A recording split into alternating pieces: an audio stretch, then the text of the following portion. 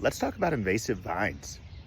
This is an invasive woody vine called common ivy or English ivy that commonly grows along and up the sides of mature trees.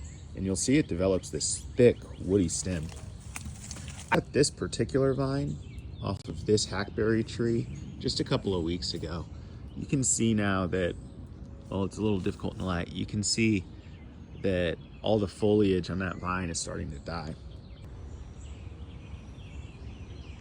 It's important that you don't let these vines grow up on your trees, because what they can do is climb all the way to the top of the tree and end up smothering it, competing for resources and sunlight, and killing the tree.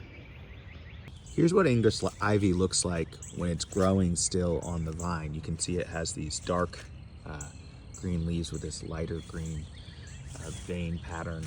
And then the vine with its little rootlets is hanging onto the tree. So I'll be cutting this one off of the tree shortly. But it's a good example of what it would look like if you see it growing under trees. English ivy is just one of the invasive vines commonly found in Middle Tennessee forests. Winter creeper is another. Winter creeper has these dark green oval leaves. Let me see if I can find some. Here's a little bit of a much smaller winter creeper vine. Sometimes this is called fortune spindle, but this is winter creeper. This is, you can see it's starting to want to climb. It is climbing along the fence. It's not really been able to climb this tree yet. Our friend English ivy is here too.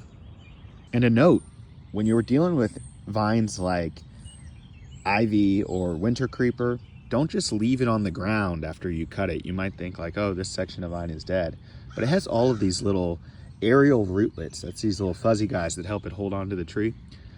And when it sits on wet soil, like the soil today because it's rained, these aerial rootlets can actually become soil roots and re-root into the ground and form a whole new plant. So make sure that you're bagging this up and getting rid of it appropriately.